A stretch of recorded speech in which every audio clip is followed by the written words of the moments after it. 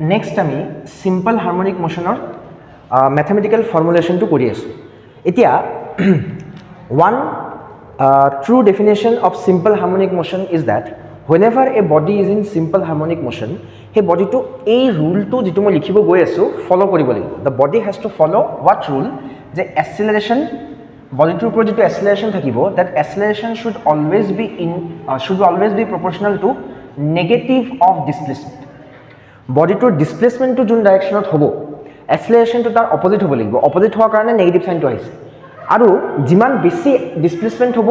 তাৰ ওপৰত এক্সেলাৰেশনটো হিমান বেছিকে লাগিব I am giving an example to explain this suppose you consider the case of the simple pendulum এতিয়া এই পেন্ডুলামটোৰ ওপৰত কি কি ফোর্স লাগি আছে that is one force the tension in the upward direction and the other force the weight in the downward direction when you take this pendulum and rise it to a certain angle suppose this angle is theta then কি হৈ যায় mg এতিয়াও এনেকে লাগি আছে mg is still acting like this and t is acting in this manner okay এটা কথা মন কৰিবা এই পেন্ডুলামটোৰ ডিসপ্লেসমেন্ট কিমান হৈ গল এই পইণ্টৰ পৰা এই পইণ্টটো হৈ গল if you want to find out the vertical displacement then you are going to find it like this will be our vertical displacement এই পাৰ্টটো this is the vertical displacement এই পাৰ্টৰ পৰা এই পাৰ্টলৈ আহাটো vertically ইমানখিনি মুভ কৰিছে বুলি আমি ক'ব লাগিব এটা পেন্ডুলামটোৰ লেন্থ যদি l হয় then this is l then this part will be what this part is going to be l sin theta l cos theta so এই পার্টটো কি হৈ যাব l minus l cos theta হৈ যাব এই গতিটো l আছিলে তাৰ পৰা l cos theta মাইনাস কৰি লম so this displacement is l minus l cos theta এতিয়া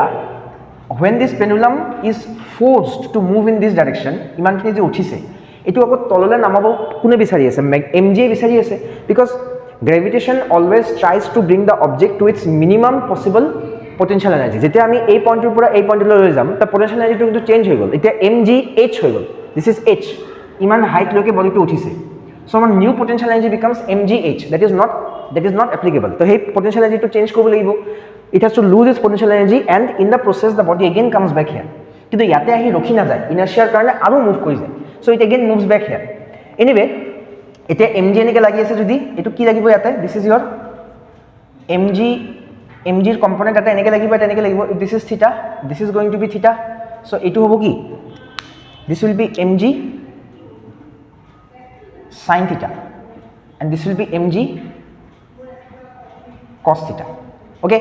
এতিয়া এই mg sin theta টো কি কৰিব এই অবজেক্টটোক যিমান ওপৰত উঠিছে তাতকে তলত নমাই আনে so as you can see the restoring force যেটো ফোর্সে আমাৰ অবজেক্টটোক নিজৰ মেইন পজিশনত আনিব বিচাৰি আছে that restoring force is given by mg sin theta এপিনে আনি আছে কিটা এটা বস্তু নোট কৰিবা তুমি থিটাটোক বঢ়াই আছা কেনেকে আমি থিটাটোক বঢ়াই আছো ইয়াৰ পৰা ইয়াতে so theta is increasing in this manner but mg sin theta is increasing in this manner so দুটা proportional inversely proportional হ'ব so in essence যেটো আমাৰ acceleration থাকিব acceleration কি হ'ব acceleration will be g sin theta so this acceleration is proportional to negative of theta negative কি হোৱাৰ কাৰণে হ'ল see প্ৰথম কথা sin theta কি হয় sin theta তুমি theta টো যিমান বঢ়াবা sin theta ইমানে বাঢ়িব sin theta কাৰণে আমি অলৰেডি জানো যে as theta increases the value of sin theta also increases so theta is proportional to sin theta this is known to us তাৰ পিছত মই নেগেটিভ কিয় দিলো because theta increase হৈ আছে এই পিনে in this direction and a is increasing in this direction so negative sign to ahi gol in essence a becomes negatively proportional to the displacement tumi jiman displacement badhaba ei direction iman a object to tolor pine ahibo bisaribo and because of which it will again come back here and overshoot hoy par hoy yale gusi jabo ako ghuri ahi okay so this is the fundamental displacement to yate moi theta kyo likhisu because angular displacement hoy just displacement hobo ligibo angular hok ki eta ami angular displacement pora linear displacement likhibo pai angular displacement linear displacement same mane proportionate hoy because theta equal to l by r hoy from class 10th we know theta equal to l by r so r to hoy l into so l equal to theta r ultimately theta is proportional to l so eto theta jaga tumi l likhibo paiba angular displacement linear displacement proportionate hoy basically in SHM the acceleration has to be proportional negatively to the displacement that is being done on the object from its mean position okay